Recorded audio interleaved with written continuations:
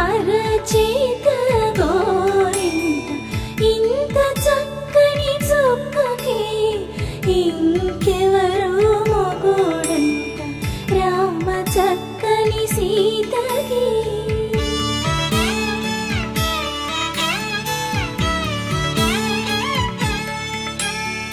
పుడత వీపున వేలు విడిచిన పుడమియల్లుడు రాముడే,